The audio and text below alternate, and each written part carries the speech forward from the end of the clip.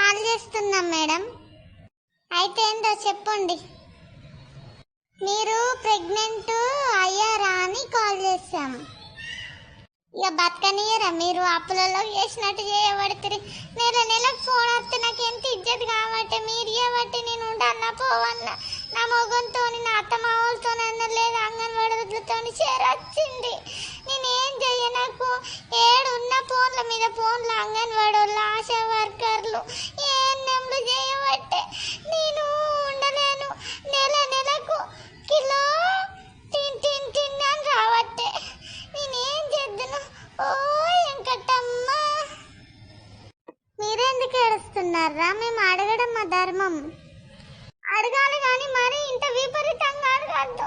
మీరు ఒక్క రూపాయాన్ని ఇస్తానా ఊక అడిగి అడిగి సాగుదబ్బట్టే ఇజ్జతికి ఏమన్నా చేసుకొని చచ్చిన దిక్కే